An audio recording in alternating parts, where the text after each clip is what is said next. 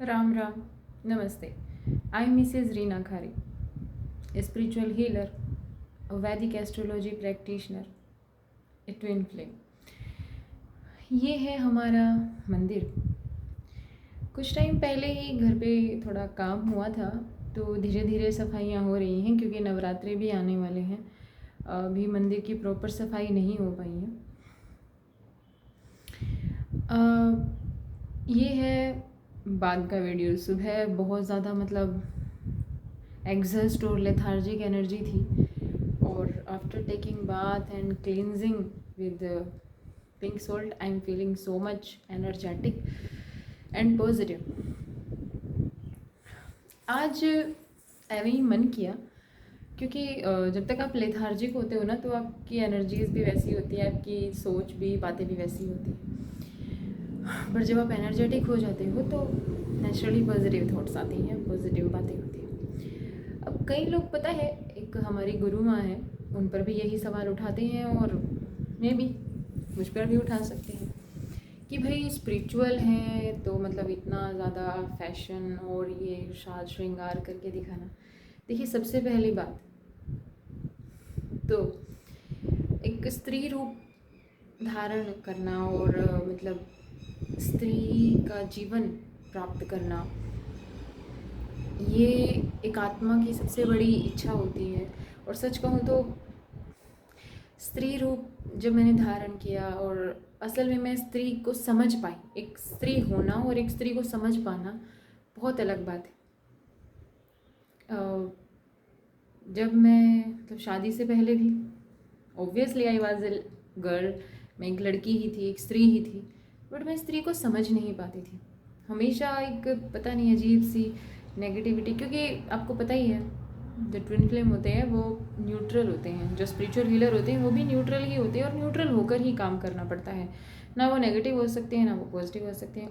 हमारे लिए हर इंसान अच्छा भी है और बुरा भी है।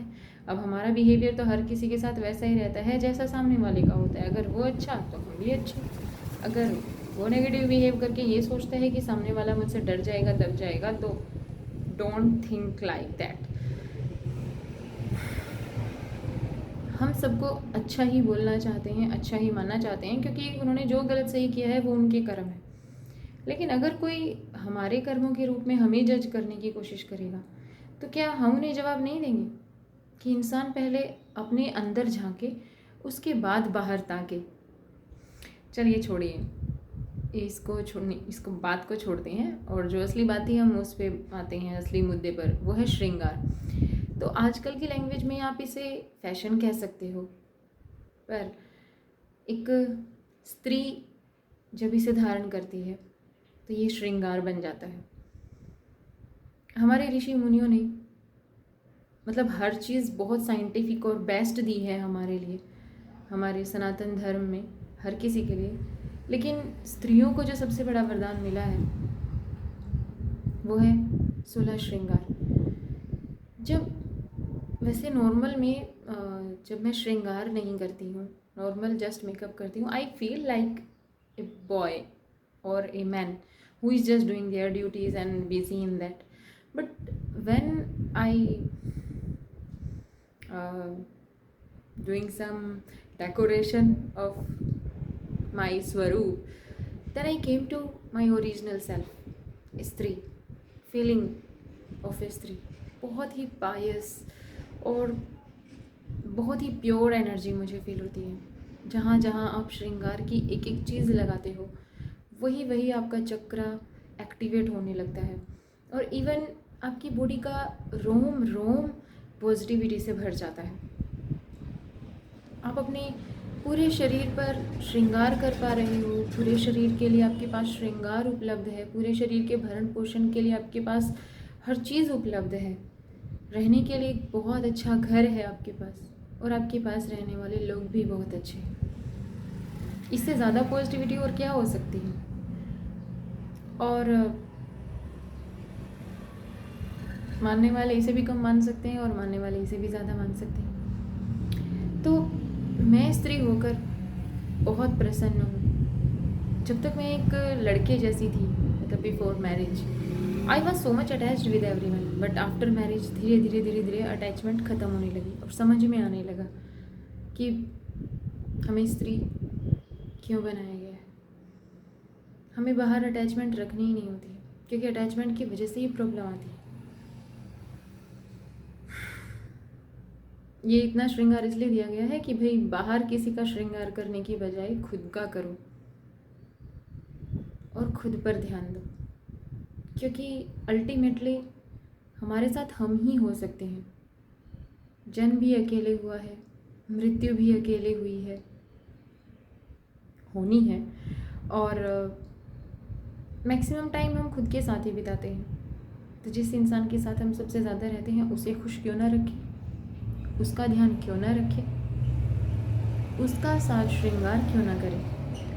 और साज श्रृंगार करने के बाद एक अलग ही पॉजिटिविटी फील होती है। बट हाँ, एक बात मैं कहना चाहूँगी, एक्चुअल में एक तो भागा दौड़ी बहुत सारी होती है, वो तो आजकल मैं धीरे धीरे ही कर रही हूँ, क्योंकि नवरात्रे हैं, पर मैं नवरात्रों में खुश रहना चाहती हूँ। ये नहीं कि एकदम से इतना ज़्यादा प्रेशर खुद पे ले लूँ और फिर त्योहार की खुशी भी फील ना हो। पर होता क्या है कि कई बार हम साज श्रृंगार में ना अपने अपर एरिया पर ज़्यादा ध्यान देते हैं, जैसे फेस, हैंड्स और ये वाला एरिया, लेकिन हम नीचे के एरिया को छोड़ देते हैं, जैसे पैरों पे। अब मैं सच बताऊं तो थोड़ी सी कमी तो मुझ में भी रह गई है, but I will do that.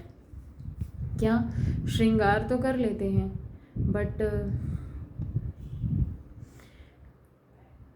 उनका ध्यान रखना, जैसे मॉइस्चराइज़ करना समय पर, उनकी क्लीनिंग करना, वो भी बहुत ज़रूरी होता है।